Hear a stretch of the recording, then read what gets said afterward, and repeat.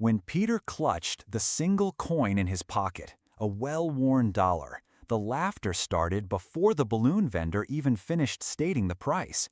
But no one there imagined that this simple gesture would trigger a silent revolution, forever changing how the whole of Hopeville viewed the value of simple things.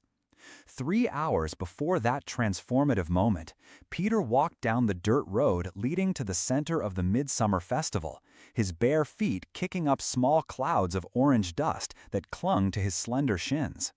The sun hadn't fully set, but it already painted the sky in rosy and golden hues, creating a magical atmosphere that contrasted with the simplicity of the adobe houses lining the path. In his right pocket, carefully wrapped in a clean cloth, was the result of 2 months of hard work, a dollar earned penny by penny, selling iced lemonade on hot afternoons and helping neighbors harvest mangoes from their backyards. The sound of the accordion echoed through the village, mingling with the laughter and conversations emanating from the town square where the festival was taking place. Peter quickened his pace, his heart pounding with anticipation. The first stalls were already appearing in front of him. Cotton candy, pink as sugary clouds, roasted corn with its irresistible aroma, and simple games promising modest but desirable prizes. Children ran among the adults, dressed in checkered clothes and straw hats, celebrating the tradition that united the entire community in a night of shared joy. It was when Peter spotted the sign that his world changed. There, hanging between 2 bamboo stakes, it was written in large, hand-painted letters. Golden Steed Rides, $1. The letters were a little crooked, as if someone had tried very hard to make them beautiful, but the message was what mattered. $1. Exactly what he had.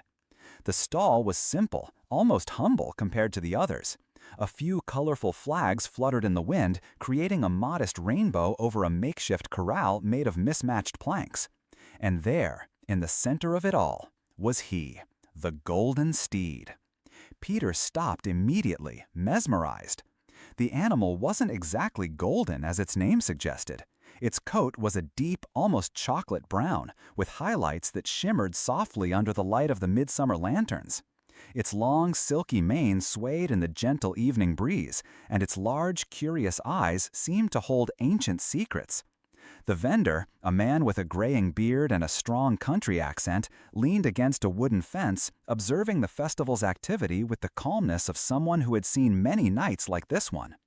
His clothes were simple, a faded cotton shirt and canvas pants, but there was something in his gaze that suggested depth, as if he knew stories that other people couldn't even imagine existed.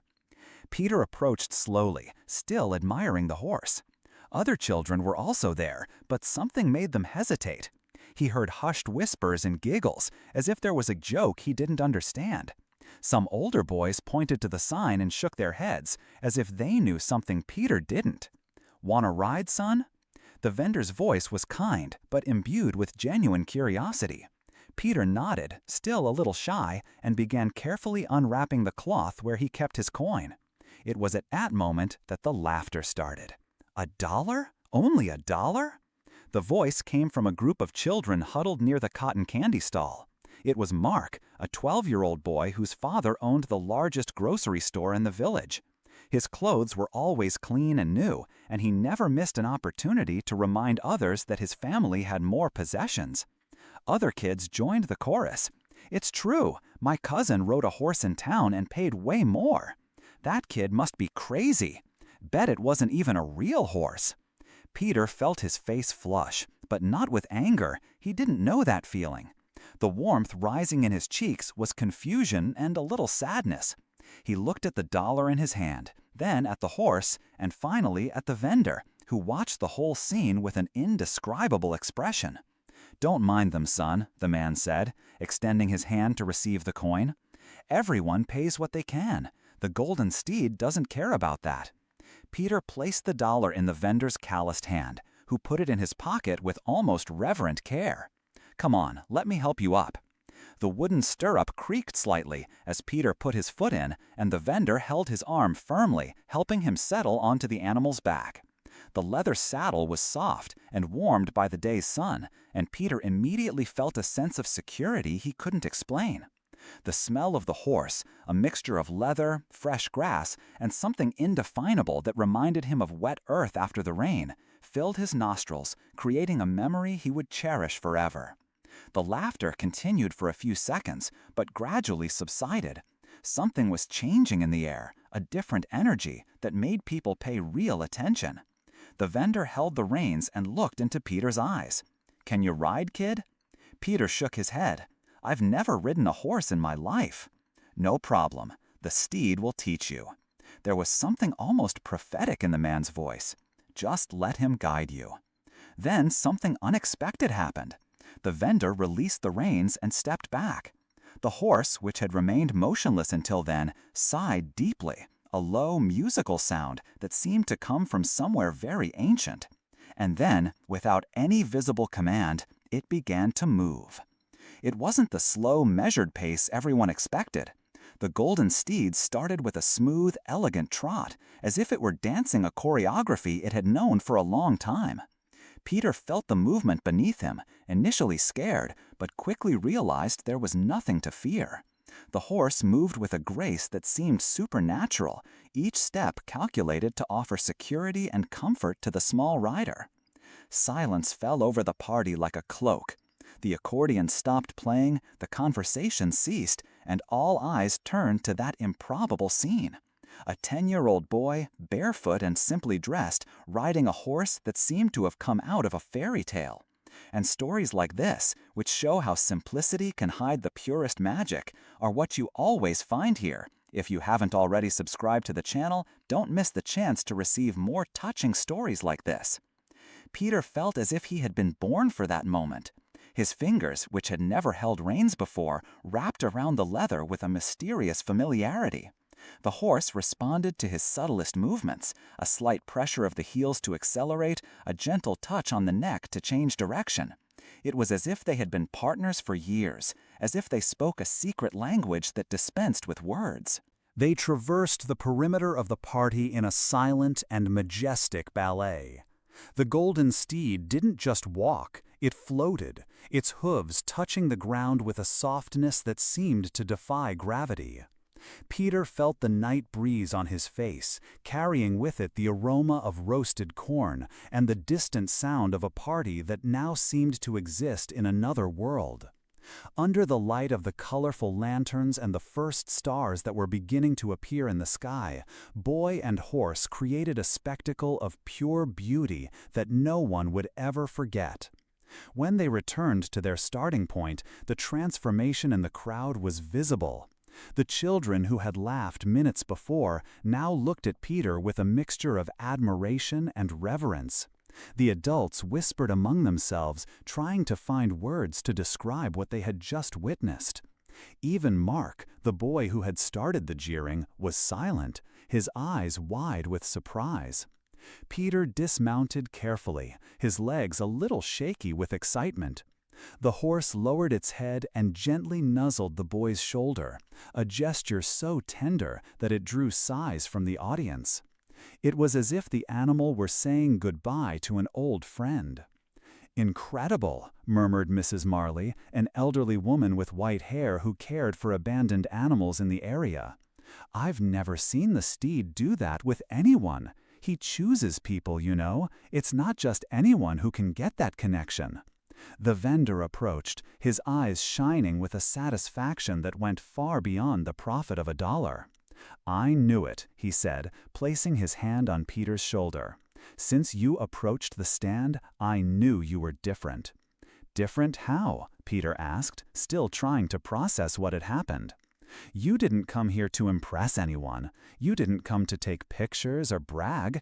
You came because you really wanted to meet the horse, and he sensed that." The man smiled, revealing yellowed teeth, but a genuine smile. Animals know these things. They feel when someone has a pure heart. It was then that Peter noticed something that had gone unnoticed during the ride. Around the stand, a small crowd had formed. Not just children, but adults too, all looking at him with an expression he had never seen before. It wasn't pity. Peter knew that look well and knew it wasn't that. It was something different, something that seemed to mix respect and admiration. John, Peter's father, had arrived at the festival and was now approaching slowly, clearly impressed by what he was seeing. "Peter," he called, his voice full of emotion, "where did you learn to ride like that?" "I didn't learn, Dad. The horse taught me." The answer came naturally, without any pretense or arrogance. Peter genuinely believed what he was saying. Mary had also arrived, drawn by the crowd that had gathered. When she saw her son there, still beside the golden steed, her eyes filled with tears. They weren't tears of sadness, but of a deep emotion she couldn't name. It was as if she were seeing her son for the first time, noticing qualities that had always been there, but that somehow she had never fully appreciated. "How much did you pay, my son?" she asked, though she already knew the answer. "$1, Mom. It was all I had." Peter showed his empty pocket, without a trace of regret in his voice. "And was it worth it?" The question came from Mark, who had approached timidly. His voice no longer held the mocking tone of before. Now there was only genuine curiosity. Peter looked at the horse, which remained standing there, majestic and serene, as if posing for a portrait. "Worth every penny," he replied, "but it's not about the money, you know. It's about the connection."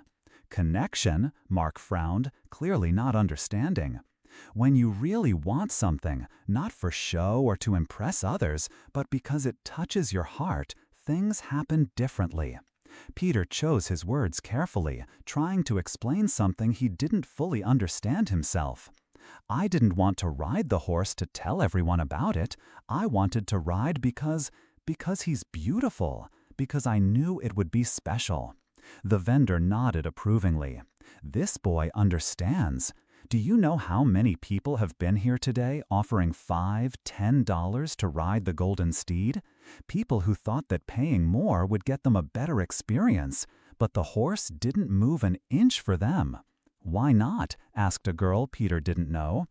"Because it's not about how much you pay, it's about why you're paying." The answer came from Peter, and the words came out with a wisdom that surprised even him. Mrs. Marley approached and took Peter's hand. "Young man, you have a special gift. Ever thought about working with animals when you grow up?" Peter had never thought about it before, but now, looking at the golden steed and still feeling the magical ride, something ignited within him. "I'd like to help animals," he said, "not to make money, but because they deserve to be cared for." "Then you'll be glad to know that next week we're having an animal vaccination campaign for abandoned animals in the area. We need volunteers to help care for them. Would you like to participate?" Peter's eyes lit up. "Can I, Mom, Dad?" John and Mary looked at each other, seeing in their son a determination that filled them with deep pride. "Of course you can," said Mary, "but are you sure you want to spend your free time on this?" "It's not spending time, Mom. It's investing in what matters." Another answer that surprised with its maturity. Peter was discovering within himself a way of seeing the world that he didn't know he possessed. The vendor, who had observed the entire conversation in silence, finally spoke. "You know, son, I'll be here in town for a few more days. If you want, you can come visit the golden steed, no charge, just to take care of him, brush him, feed him. I think you two got along well." Peter looked at his parents, silently begging for permission. "Can we trust you to take good care of the horse?" John asked. "I can, Dad, I promise." "Then it's settled," said Mary, smiling through the tears that still glistened at her eyes. The festival continued around them, but now with a different energy. People seemed more attentive to each other, more willing to see value in the small things. Children who had previously only played with the most expensive toys were now interested in the simple games of the stalls. Adults who normally complained about low prices now understood that not everything that is cheap is of lesser value. Peter spent the rest of the evening next to the golden steed, helping the vendor care for the animal and learning about horses. He discovered that the horse's real name was Hope, the same name as the town, and that he had been rescued from an abandoned situation a few years earlier. The vendor, whose name was Antonio, had dedicated his life to caring for animals that no one else wanted, traveling from town to town, offering rides that were, in fact, a way of teaching people about compassion and respect for living beings. "Do you know why I only charge $1?" Antonio asked, as Peter gently brushed Hope's mane. "So that all the kids can afford it?" "Not just that. I charge $1 because I want people to value the experience for what it is, not for what it costs. When something is very expensive, people feel obligated to like it, even if they don't. When something is very cheap, sometimes they don't value it. But $1? $1 is the right price for a moment of magic." Peter understood perfectly. "Like what happened to me today." "Exactly. You didn't ride Hope because it was expensive or because it was cheap. You rode because you wanted to experience that moment, and that's what made the difference." As the festival began to disperse and families started their way home, Peter said goodbye to the horse with a long, warm hug. Hope nuzzled the boy's chest, as if sealing a promise that they would meet again. On the way home, Peter walked between his parents, his heart still racing from the excitement of the evening. The full moon illuminated the dirt road, creating dancing shadows that seemed to celebrate with them. "Did you learn anything today?" Mary asked, curious to know how her son had processed the experience. Peter thought for a moment before answering.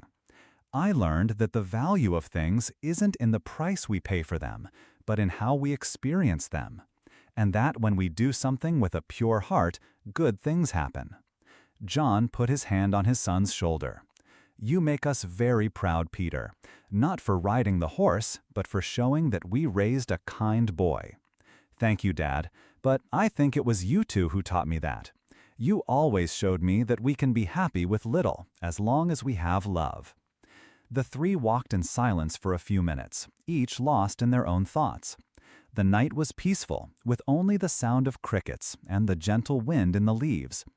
It was one of those moments that are etched in memory forever, not for being grand, but for being genuine. The next day, Peter woke up early and ran to the stable where Hope was. Mr. Antonio was already there, preparing breakfast for the horse. "I thought you'd come," he said, smiling. "Hope was waiting for you too." Peter spent the following mornings learning to care for the horse. He discovered that there was much more work involved than he had imagined. Brushing, cleaning hooves, preparing food, keeping the area clean. But each task was performed with love and dedication, and Peter felt he was contributing to something bigger than himself. Other children from the village started showing up, initially curious, then genuinely interested in helping. Mark was one of the first, bringing carrots he had asked his mother to give to the horse. "Sorry for laughing at you," he said, a little embarrassed. "I didn't understand." "It's okay," Peter replied, without any resentment. "I didn't understand much either before I met Hope." Gradually, the Golden Steed stable became a meeting place for the village children, not just for rides, but to learn about animal care, responsibility, and the importance of valuing the simple things in life. Mr. Antonio proved to be a patient and wise teacher, always ready to share his knowledge and stories. Mrs. Marley's vaccination campaign was a resounding success. Peter worked tirelessly, helping to calm the most nervous animals and demonstrating a natural ability to handle them. Other young people in the village joined the cause, inspired by the example of the boy who paid $1 for a moment of magic and discovered his vocation. When the time came for Mr. Antonio to leave with Hope, the whole village gathered to say goodbye. There were tears in many people's eyes, but also gratitude for everything they had learned. "You'll be all right," Mr. Antonio said, addressing Peter especially. "You've learned the most important lesson, that true wealth isn't in what we have, but in what we're able to give." Peter hugged Hope one last time, whispering promises that he would never forget the lessons he had learned. The horse whinnied softly, as if agreeing. Months later, when the story of the boy who paid $1 for a moment of magic had spread to neighboring towns, Peter continued his work with abandoned animals. He had become Mrs. Marley's main assistant, and his skills in animal care were recognized by veterinarians throughout the region. Peter's family had also prospered, not financially, but in terms of happiness and purpose. John had started building houses for abandoned dogs, using his skills as a carpenter for a noble cause. Mary had implemented a program at the school where children learned about animal care and social responsibility. Hopeville had become an example of how a community can unite around positive values. Visitors from other towns came to see the place where the Dollar Boy had discovered that the true value of things is not measured in money. And whenever someone asked Peter about that special night, he would smile and say, "I paid $1 for a horse ride, but I gained so much more than that. I gained a lesson about what really matters in life." The dollar that Peter had saved so carefully, and which he had exchanged for a few minutes of magic, had multiplied in ways he could never have imagined. Not in money, but in love, in purpose, in human connections, and in a bright future dedicated to caring for those most in need. The story spread, inspiring other communities to look at their own children with more attention, to value simple gestures, and to understand that sometimes the greatest miracles happen when we least expect them, paid for with the most valuable currency there is, a pure and generous heart. And so, the boy whom everyone laughed at for paying only $1 for a horse ride became the man who taught an entire town that the true value of things has no price, but has infinite value when shared with love and authenticity.